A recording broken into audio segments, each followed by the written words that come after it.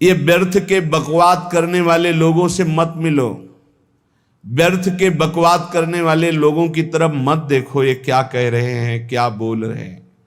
और तुम भी व्यर्थ का बकवाद मत करो। अपने समय को कीमती मान करके निरंतर प्रिया प्रीतम का नाम जप करो, उनके गुण लीला गाओ, उनकी सेवा में रहो। कभी प्रपंच की बातें, कभी प्रतिष्ठा का चिंतन, कभी नाना प्रकार के मान सम्मान का चिंतन, ये घुसने ना पावे हृदय में। बहुत सावधान रहना चाहिए साधक को। ऐसी बातें देखो मत, ऐसी बातें सुनो मत जिससे तुम्हारा हृदय उद्विग्न होकर प्रभु का चिंतन छोड़ दे। बंद करो अभी। अन्य लोगों के संग का त्याग कर दो, जो भगवत विमुख वार्ता करते हैं, संत निंदा करते हैं, दूसरों की निंदा करते हैं, कुछ हाथ नहीं लगता। ये लोग दुर्गति को प्राप्त होने वाले हैं। भक्तन निंदा अति बुरी भूल करे जिन कोय, किए सुकृत बहु जन्म के छिन में दारे खोए। पर निंदा के किए ते नहीं, आवत नहीं कछुआत, मूर्ख पर्वत पाप को ले चल अपने साथ। तो अलम कश्यापि संगत्या, ऐसा संग मत करो जिनके पास बैठने से भक्त निंदा, जन निंदा, भगवत निंदा हो। ऐसे से दूर रहो।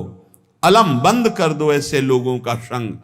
रात दिन हम श्यामा श्याम का नाम जप करेंगे, श्यामा श्याम के लीला गुण गाएंगे, श्यामा श्याम के ही धाम का शोभा का चिंतन करेंगे।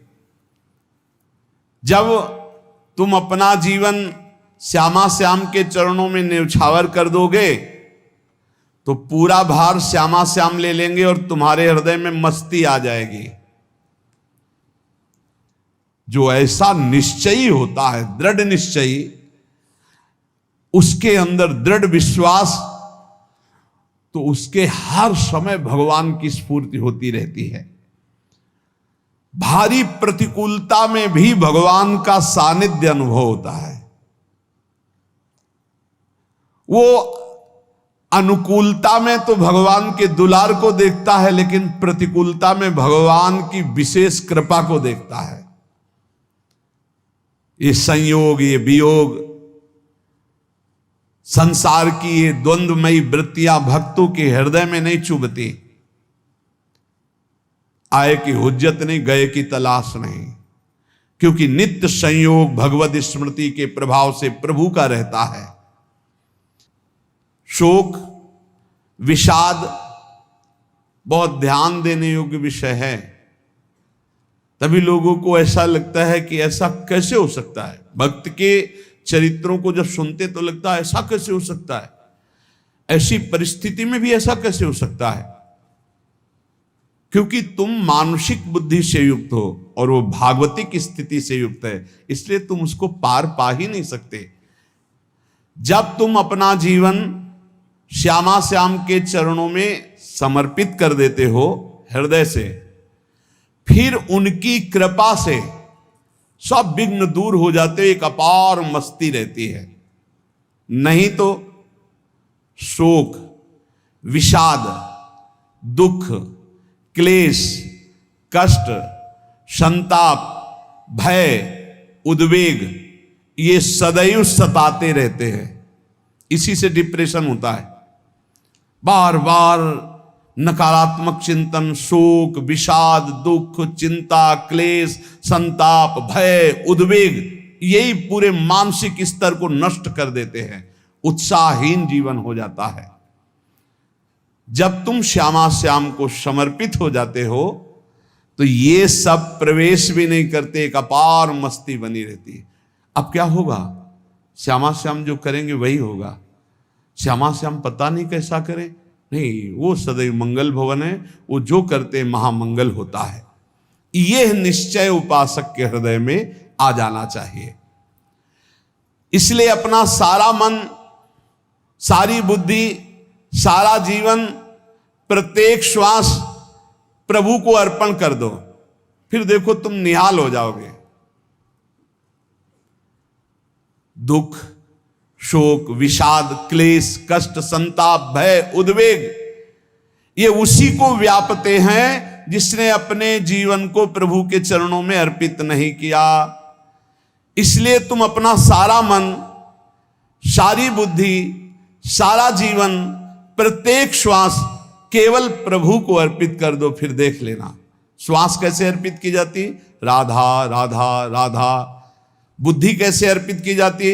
एकमात्र निश्चय कि भगवत सुख ही सुख है, ये जागतिक सुख सुख नहीं, ये दुख है, ये ऐसा दलदल है जिससे आज तक कोई नहीं निकल पाया। सारा मन, हम मन से केवल प्रभु का मनन करें, बार बार मन को संसार से हटा के नाम में, रूप में, लीला में, धाम में लगाएं। बहुत प्रसन्नता हो जाती है उस उपासक के हृदय में जो अपना मन बुद्धि प्रभु के चरणों में अर्पित कर देता। भगवान ने तो इसको बहुत उत्तम स्थिति बताया है कि मेरे से कभी वो अलग हो ही नहीं सकता यदि मन बुद्धि अर्पित कर दिया। मय्येव मन आधत्स्व मयि बुद्धिम निवेशय, तो निवश्य मय्येव अत ऊर्ध्वं न संशया। बिल्कुल संशय नहीं, वो मेरे में ही निवास करेगा जिसने मन और बुद्धि अपनी मेरे में अर्पित कर दी। बहुत प्रसन्नता रहेगी उस उपासक के जीवन में जो अपने आप को मन बुद्धि सहित प्रभु के चरणों में समर्पित कर दिया है। भगवान का आश्रय लेने वाले की पहचान है हर परिस्थिति में प्रसन्न रहना। देखो आप भगवद आश्रित हो कि नहीं, देखो अनुकूल परिस्थिति में तो सब प्रसन्न रहना, लेकिन प्रतिकूल परिस्थिति में प्रसन्न रहना ये भगवान के भक्तों का लक्षण है। हर परिस्थिति में प्रसन्न रहना ये भगवान के भक्तों का लक्षण है।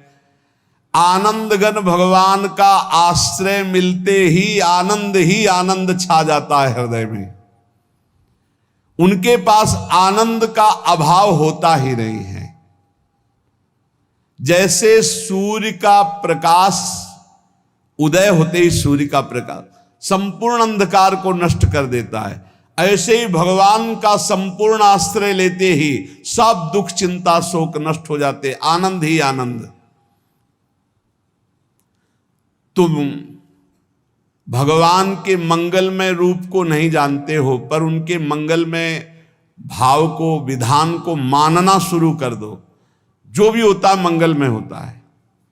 हमने जीवन में देखा है, अगर इधर कोई बहुत बड़ा सुख दिया तो देर नहीं लगेगी, 24 घंटे नहीं व्यतीत होंगे और ऐसे दुख दे देंगे, जिससे दोनों का समान भाव रख करके ना दुख में तुम भूलो प्रभु को, ना सुख में फूलो, सीधे भगवत मार्ग में चल। पूरे जीवन की बात देखा है, भगवान के मंगल विधान में सदा सर्वदा सुख ही सुख है, इस बात को मान के प्रसन्न हो जाओ।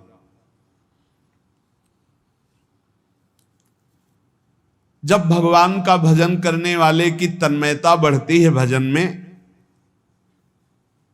तो द्वेषी जन अपने आप तैयार हो जाते हैं। भक्त कभी किसी से द्वेष नहीं करता, अपने आप वो द्रोह करने लगते। तो नरसिंह मेहता जी से बहुत गांव के कई लोग थे जो जलते थे, ऐसे जलते थे कि अब क्या करें, कैसे मिटा दे नरसिंह मेहता जी को।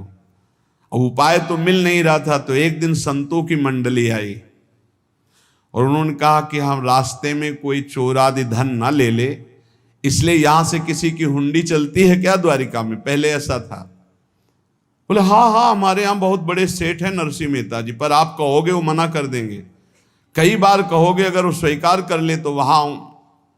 और उनका लक्ष्य था कि नरसिंह मेहता जी की तो खाने की भी सुविधा नहीं थी, हुंडी कहाँ की बात आई।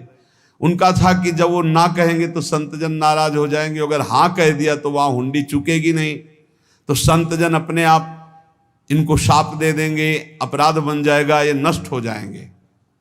संतों को भेजा नरसिंह मेहता जी ने, सबकी दंडवत की, चरण पखाड़े। तो उनका ये इतना रुपया है, द्वारिका में साधु सेवा हम करेंगे, वहां तुम्हारी हुंडी चलती है, तो आप अरे उनका आप कहाँ भूल रहे हो, यहाँ खाने की भी व्यवस्था। बोले हमें सब पहले से बता दिया गया कि आप मना करोगे, बार बार मना मत करो, हमें पता है। तो उन्होंने ठाकुर जी की तरफ देखा, बोले क्या लीला है प्रभु, संतों से हम क्या कहें, ये ले रुपए। उस समय स्वर्ण की मोहरें चलती थी, बेच के बाजार से खूब उन संतों को पवाया, उन्हीं संतों की सेवा की। और उनका अपने सेठ का नाम तो बताओ जहां हमें जाके हुंडी मिलेगी। सेठ, सावल शाह सेठ। संत जन गए वहां, पूछा कि नरसिंह मेहता जी का जिन सेठ से परिचय, उनका नाम सावल शाह सेठ, उनकी गद्दी कहाँ है? तो जो कुछ भक्त थे वो द्वारिकाधीश की तरफ संकेत करते कि वही हैं। बोले नहीं नहीं, वो सेठ है, उनकी गद्दी चलती थी। पूरी बाजार में कहीं कोई।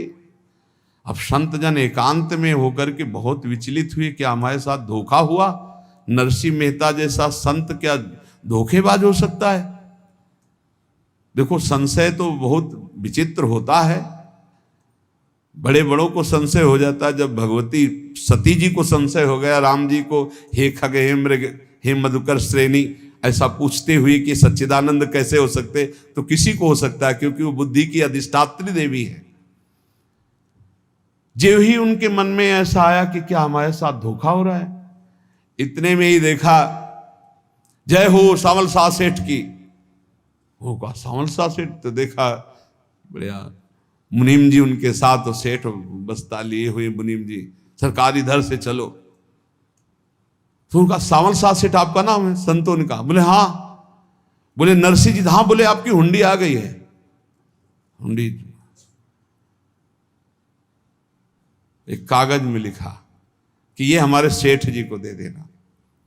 वैसे लोग मुझे माखन चोर कहते, कोई कुछ कहता, लेकिन आपने सेठ बना दिया। जब आपने सेठ बना ही दिया तो आप कभी परवाह मत करना तुम। और ये सेवक आपकी सेवा में सदैव तत्पर है। भगवान ने ऐसा लिखा। जो भगवद आश्रित है, एक बार ये चलता रहता है, जो संत जन होते हैं उनके विरोधी अपने आप बन जाते हैं, किसी से कोई मतलब नहीं, अपने आप विरोधी बन जाते हैं। कबीरदास जी का पूरी काशी में यश था। भजन करने वाले महापुरुषों का यश बढ़ता है जब, तो जो भजनहीन होते हैं उनके हृदय में जलन पैदा हो जाती है, और वो उनको विविध प्रकार से फंसाना चाहते हैं, उनको कष्ट देना चाहते हैं। तो कबीरदास जी के यश को धूमिल करने के लिए कुछ ब्राह्मणों ने एक रचना रची। मुड़ मुड़ा के कबीरदास जी के शिष्य बन करके पूरी काशी के सब आश्रमों में निमंत्रण दे आए। कल भंडारा है, संत सेवा है, सबने स्वीकार किया। कबीरदास जी अपनी दिनचर्या करके निकले तो संत मंडली आने लगी। बोले कै बजे सेवा है? साधु सेवा। बोले कौन सी साधु सेवा? बोले कल आपके शिष्यजन निमंत्रण दे के आए, पूरी काशी के सब संत आ रहे हैं। कबीरदास जी ने कहा यहाँ तो एक की भी व्यवस्था नहीं, पूरी काशी के संत आ रहे। अच्छा, समझ में आ रहा है, लीला बिहारी तुम लीला करना चाहते हो। गए अपना निकल गए गंगा किनारे, एक झाऊ के नीचे बैठकर अपना भजन ध्यान में मगन है। 11-12 बजे तो उन्होंने देखा संतों की मंडली, अब काशी तो बहुत।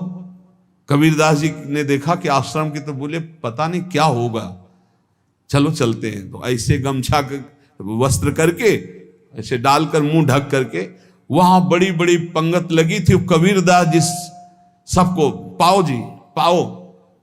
कबीरदास जी के रूप में स्वयं भगवान पाओ जी पाओ। कबीरदास जी ने कहा अच्छा, जब स्वामी परस रहे तो हम भी बैठ के पा ले। तो जब उसी पंगत में बैठ गए अपना कपड़ा ढक करके, और जब मोहरे की दक्षिणा दे रहे थे सब लोग कि वाह कबीरदास जी ने आज तो साधु से। सबको जब कबीरदास जी के सामने आए तो ऐसे मुंह ढके, बोले देखो जो मेरा होता है उसे मुंह छुपाना नहीं पड़ता, मुंह ढकला नहीं पड़ता। लो दक्षिणा, तुम भी दक्षिणा ले। कबीरदास जी को कबीरदास जी दक्षिणा दे रहे, और वो कबीरदास जी है भगवान, और ये पाले वाले कबीरदास जी है भगवान के जन। कभी भगवान अपने, अरे जमाने जोर लगा ले, कितना जोर लगाएगा, भक्त और भगवान का झंडा कभी न झुकने पाएगा। बिल्कुल चिंता, शोक, भय, उद्वेग रहित जीवन भगवद आश्रित। तुम भगवान के मंगल विधान में सदा सर्वदा प्रसन्न रहो। अब ये विचार कर लो कि भगवान जो करेंगे तुम्हारा मंगल करेंगे। अब थोड़ा ऐसा बीच में लगता है कि अमंगल हो रहा है क्या, लेकिन पक्का समझो बहुत बड़ा मंगल उनका विधान होता है। बहुत ही उत्तम मंगल होता है भगवान के शरणागत का। भगवान हमारे विचारों वाले नहीं हैं, हमारे विचार प्राकृतिक है, भगवान के विचार चिदानंदमय हैं। वो अपने विचार से हमारा मंगल करते हो, हम अपने विचार से मंगल चाहते हैं। भगवान के विचार से मंगल ही हमारा होगा, इसलिए कभी हमको चिंता शोक भय नहीं करना चाहिए। भगवान की ओर से कभी तुम्हारे लिए ऐसा विधान नहीं होगा कि तुम दुखी हो जाओ, बस तुम्हारी सोच हो सकती है, उसका परिणाम बहुत मंगल होगा। जगत की ओर से निराश हो जाओ, किसी से आशा मत रखो, फिर आप देखो आपका जीवन कैसा आनंदमय व्यतीत होता है। ये जो जगत की आशा है यही दुख प्रदान करती, सच्ची जगत की आशा ही दुख प्रदान करती है। अगर जगत से कोई संबंध न रखा जाए और भगवत भाव में रहकर तो बहुत अच्छा जीवन चलेगा। अपने कर्तव्य का पालन करो, परिवार को भगवत स्वरूप मानकर पोषण करो, किसी से कोई संबंध मत रखो, कोई आशा मत रखो, यही अध्यात्म सिखाता है। अपने आप भगवत स्वरूप, सबका व्यवहार मंगलमय और आपका जीवन मंगलमय। अपने घर में ऐसे रहो जैसे किसी अतिथि के घर में रह जाता है, चलना है यहां से जाना है। कौन रहता है अपने घर में अतिथि की भांति? भगवान का भक्त। जाना है यहां से, अपनी प्रिया प्रीतम के पास जाना। ये हमारा घर नहीं है, यहां तो हम समय व्यतीत कर रहे हैं, अपनी आयु व्यतीत कर रहे हैं भगवत आराधना करते हुए। हमें जाना है प्रिया प्रीतम के पास। वास्तविक घर भगवान का धाम है हमारा, वास्तविक घर वाले प्रभु हैं हमारे, जो नित्य सच्चिदानंद भगवान के चरणों में अपने चित्त को समर्पित करता रहता है। उसको यह अनुभव होने लगता है कि बड़ी कृपा है हमारे ऊपर, भगवान की बड़ी कृपा है हमारे ऊपर। सर्वसमर्थ परम सुहृद भगवान ऐसे भक्त के ऊपर हर समय वरद हस्त रखे रहते हैं। ये केवल प्रवचन नहीं, सच्ची बात मानिए। ऐसे भगवान का वरद हस्त हर समय रहता है। जब भगवान की छत्र छाया में भक्त अपने को देखता है तो आसपास घोर विपत्तियों का भी समुदाय हो तो भी वो आनंद में मगन रहता है। हर हालत में आनंदित रहना ये भक्त का स्वभाव है। भगवान ऐसे भक्तों को प्यार करते हैं जैसे कछुआ अपने अंडे को बाहर रख आवे और रात दिन उसका चिंतन करे। जब भक्त भगवान को समर्पित होता है तो भगवान रात दिन उसकी ऐसे चिंतन सुरक्षा करते हैं। अभय, ये दैवी संपदा का पहला गुण है। ये भगवान के शरणागत पर जागृत हो जाता है, वो भयभीत नहीं होता, किसी भी उससे भयभीत नहीं होता। यही डर ही डरप हरिवंश हित, जिनो भ्रमय गुण सलिल पर। इस डर से डरते रहना चाहिए कहीं गुण रूपी पानी में फिसल न जाए, नहीं तो गलती हो सकती है। साधक सावधान रहे। ये अभय दैवी संपदा का सबसे बड़ा गुण है। जो भयहारी भगवान की शरण में आ जाता है तो उसके अंदर ये अभय प्रकट हो जाता है। अगर कहीं तुम्हें एकांत में भय लग रहा है, एक आदमी तो एकांतिक में आए थे, वो कह रहे थे कि हमें हर समय भय लगा रहता कि कोई हमारे पीछे है, अंधेरा तो लगता कोई खड़ा है, मैं जीना मुश्किल हो गया, ऐसा भय। देखो ये मन कैसा है, भगवान से विमुख होने पर कैसे डरवाता है। वो कह रहे हैं हर समय मुझे डर लगा रहता है, कोई सामने खड़ा है, कोई पीछे खड़ा है, ऐसा भय लगने लगता है। और जब भगवान की शरण में आ जाते हैं तो ये अभय स्थिति हृदय में जागृत हो जाती है। कोई भी भय आसपास आ ही नहीं सकता, यहां तक कि नरक का भी भय खत्म हो जाता है जो भगवान की शरण में है। महापापी भी पुण्यात्मा महान भक्तों के समान वो उत्तम गति को प्राप्त हो जाता है जो भगवान की शरण में हो जाता है। पर ये जो भोगों का आश्रय लिए हुए हैं, मनमानी आचरण कर रहे हैं, ये कभी उस अभय को जान ही नहीं सकते कोई अभय पद है क्या। इनको तो कदम कदम पर शोक, भय, और दुख की प्राप्ति होगी। कोई बचा नहीं सकता जो भोगों में लगे हैं, मनमानी आचरण कर रहे हैं। अगर निर्भय होना चाहते हो, परम सुखी होना चाहते हो, तो भगवान के शरणागत हो जाओ। सारे जगत को अभय दान देने वाले भगवान हैं। भगवान का एक प्रण है, मम पन शरणागत भयहारी। जो मेरी शरण में आ गया उसके भय का मैं नाश कर देता हूं। साधना में अवस्था मन की मानी जाती है कि आप कितने अच्छे साधक हैं। यदि आपका मन भगवदाकार है, हर समय भगवत चिंतन चल रहा है, आपके स्वप्न भागवती का रहे हैं, आपके विचार भागवतिक हैं, तो आपकी अच्छी साधना हो रही है। और यदि आपके स्वप्न गंदे आ रहे हैं, क्योंकि स्वप्न में मन का ही सारा खेल होता है, और आपकी चिंतन वृत्ति वासनात्मक चल रही, तो अभी साधना का प्रभाव मन पे नहीं पड़ा है। जिसका मन हर समय भगवत चिंतन करता रहता है, वो जीते जी जीवन मुक्त हो जाता, अनुभव होता है। जैसे किसी ने कहा कि हमें कैसे पता चलेगा कि हमारा काम हो गया है, तो जैसे आप भोजन पा लेते हैं तो किसी दूसरे से गारंटी थोड़ी लेनी होती कि हम छक गए हैं क्या, आप जरा बताना हम छक गए हैं क्या। नहीं, अपने हृदय में आ जाता है कि अब मैं तृप्त हो गया।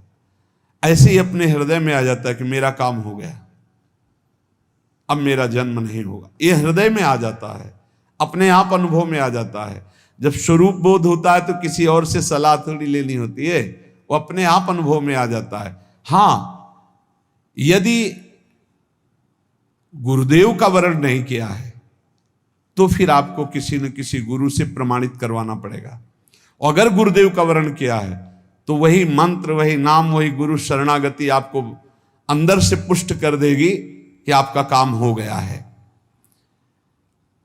विषय चिंतन करता हुआ मन विषय आसक्ति को प्राप्त होता है। विषय आसक्ति को प्राप्त हुआ मन बार बार जन्म, मरण और नरक को प्राप्त होता है। बस ये विषय चिंतन हटाना ही प्रमुख कर्तव्य साधना का है। बार बार मन को विषयों से हटा करके प्रभु के नाम में लगाओ, प्रभु के रूप में लगाओ, प्रभु की लीला में लगाओ। जहां भगवान प्रकट होते हैं वहां परमानंद की बाढ़ आती है। पर ये ध्यान रखें, गुलाब का फूल कांटों में खिलता है, उसकी सुगंध लेनी, फूल लेना है तो कांटों से बचाकर। ऐसे ही जब आप भगवत चिंतन के लिए चलेंगे तो आपका चिंतन चुराने के लिए माया विविध नाटक करेगी, कांटे फैलाएगी। कोई तुम्हारी निंदा करेगा, कोई अपमान करेगा, कोई उपहास करेगा, तुम्हारी अव्यवस्था हो सकती है, तुम्हारी परिस्थिति बहुत भयावह हो सकती है। इन परिस्थितियों में भी भगवत चिंतन का तार ना टूटने पावे तो आगे गुलाब का फूल है। जैसे कांटे से बचाकर गुलाब का फूल लेते हैं और भगवद अर्पित करके सौरभ का सुख लेते हैं, ऐसे ही भगवान के प्रेमानंद का अनुभव करने के लिए संसार के कांटों से बचना होगा। और खिलेगा यही फूल संसार में ही, मनुष्य देह में, और योनियों में नहीं। भगवत प्राप्ति स्वर्ग में नहीं होगी, इसी मृत्यु लोक में होगी। पहले मन नहीं लगता भगवत चिंतन में, भगवत चिंतन जबरदस्ती करना पड़ता है। भगवत चिंतन जे ही प्रारंभ करोगे ते ही बहुत बाढ़ आ जाएगी पाप चिंतन की। ध्यान दीजिए, बहुत लोग प्रश्न करते रहते हैं कि हम जब भजन में बैठते हैं तो बहुत गंदी बातें आती, मन बड़ा चंचल होता है, भाग जाता है। ऐसा प्रारंभ में जब कोई भगवत चिंतन प्रारंभ करता है तो उसका मन विषयों में भागता है, गंदी बातों में भागता है। अब लोग कहते पहले तो हमारा चिंतन बढ़िया होता था, अब चिंतन नहीं होता। तो कोई सिद्ध पुरुष थोड़ी हो गए, तुम्हें जबरदस्ती चिंतन करना होगा। जगत के प्राणी में जहां मन जाए तो इसमें भी भगवान, पदार्थ में मन जाए तो उसमें भी भगवान, जहां जहां मन जाए वहां वहां भगवान देखो, या मन को हटाकर नाम मंत्र में लगाओ। ऐसे भगवत स्मृति जागृत की जाती है, बार बार प्रयास करना होता है। कई लोग ये प्रश्न करते हैं कि हमसे बड़े पाप हो गए तो क्या हमें भगवान की प्राप्ति हो जाएगी? तो यहां कह रहे हैं भगवान किसी के पूर्व जीवन को नहीं देखते हैं, वर्तमान के भजन को देखते हैं। पकड़ो इस बात को। अगर वर्तमान में आज आप सुधर गए हो, नाम जप कर रहे हो, तो आप भक्त हो। ये गीता जी में भगवान ने कहा, अपिचेत सुदुराचारो भजते माम अनन्य भाग साधुरेव समंतव्या सम्यक व्यवसिता। ऐसा बहुत दुराचारी पहले रहा है, बाद में उसके मन में आ गया कि भगवान के सिवा हमारा कोई कल्याण करने वाला नहीं, हमारा कोई नहीं। तो भगवान कहते हैं मैं उसे साधु ही मानता हूं, उसे साधु बना देता हूं। भगवान किसी के पूर्व जीवन को नहीं देखते। बहुत बढ़िया बात है। कल तक हम क्या करते रहे भगवान नहीं देखते, आज क्या कर रहे हो ये देखते हैं। यदि आज आप भजन में लग गए हो, अच्छे आचरण कर रहे हो, तो आपको भगवत प्राप्ति हो जाएगी। भगवान ये नहीं देखते कि पूर्व में पुण्यात्मा रहा है कि पापात्मा रहा है। भगवान वर्तमान में देखते कि मेरा भजन कर रहा है, बस इसी से कल्याण कर देते हैं।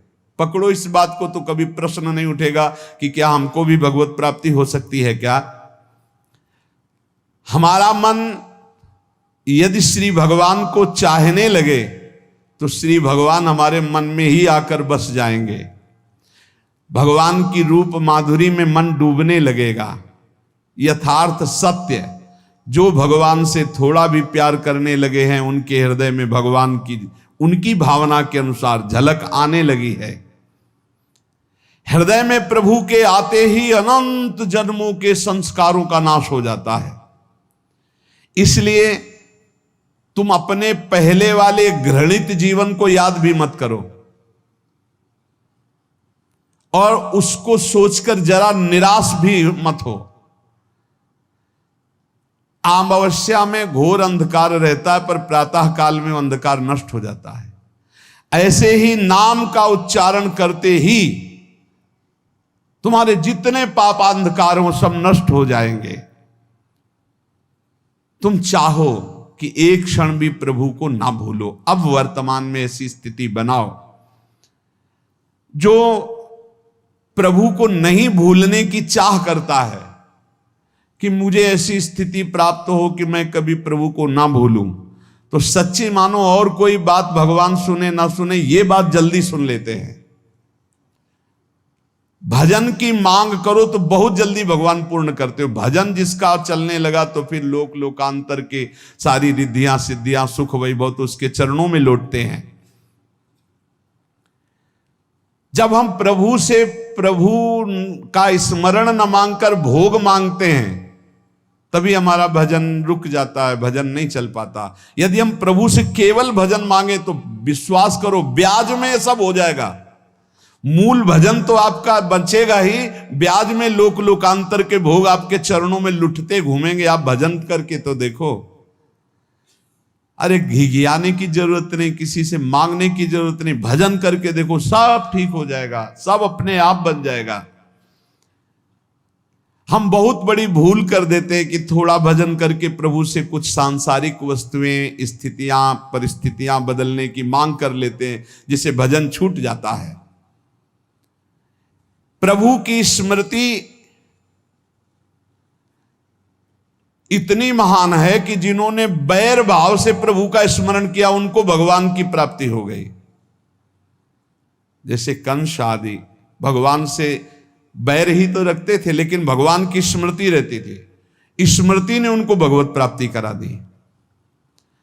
स्मृति में महान सुख है, पर वो जब भक्ति रस से युक्त स्मृति होती तब माधुर्य रस, प्रेम रस का अनुभव होता है। कल्याण तो वैर भाव से स्मरण करने वालों को भी प्राप्त हो गया। यदि आप भक्त हो और ये चाहते हो कि आपकी भागवती की स्थिति बहुत जोर की हो, तो हम आपसे प्रार्थना करते हैं कि रोज प्रभु से एक ही बात मांगिए, मुझे अखंड स्मृति दीजिए। अर्जुन जी को पूरी गीता जी सुनने के बाद यही मिला, नष्टो मोहा स्मृति लब्ध्वा। स्मृति, प्रभु आप हम पे ऐसी कृपा कर दो कि हमारे हृदय में किसी और व्यक्ति, वस्तु, स्थान की स्मृति न रह जाए, केवल आपकी स्मृति रह जाए। ये चाह भगवान बहुत जल्दी पूर्ण कर देते हैं यदि उपासक हृदय से ये बात मांगे। भगवान की कृपा से ही ऐसा हो सकता है कि अखंड स्मृति ये कर्म फल से नहीं मिलती है। प्रभु के प्रति निर्भर होकर जो दैन्यता पूर्वक प्रभु से मांगता है और हर समय अभ्यास करता रहता है भगवत स्मरण का, उसको ये स्मृति मिलती है। और स्मृति मिल गई तो इससे बड़ी कोई स्थिति नहीं, हर समय भगवान का स्मरण। प्रभु से मन प्रतिपल नया नया स्वाद लेकर के आसक्त होता रहता है, नवम नवम। प्रभु कभी बासी नहीं होते। जैसे किसी व्यक्ति को देखो तो देखते देखते मन हट जाएगा कि देख लिया, बहुत सुंदर है, ठीक है, लेकिन वो एक दिन मन हट जाएगा। और प्रभु की सुंदरता नवम नवम है, प्रभु के नाम का स्वाद नवम नवम है, प्रभु की लीला का स्वाद नवम नवम है, प्रभु के धाम की शोभा नवम नवम है।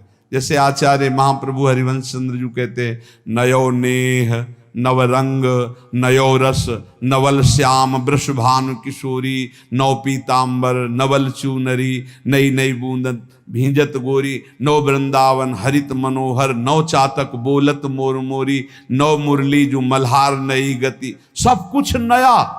तो नवम नवम प्रभु प्रतिपल नवम नवम प्रभु का रूप, प्रियाजू का नवम नवम, अबहीं और अबहीं और अबहीं और है। तो कहते हैं जब मन निरंतर स्मृति में डूबता है तो जब प्रभु की रूप माधुरी प्रकाशित होती तो ऐसी नवम नवम कि कभी ये नहीं होता कि रूप बासी हो गया, ये वही रूप है जो हमने अभी देखा था, नवम नवम। इसलिए आनंद की उफान आती रहती है उपासक के हृदय में। ऐसी प्रियता, ऐसा आनंद बिना भजन के नहीं अनुभव में आएगा।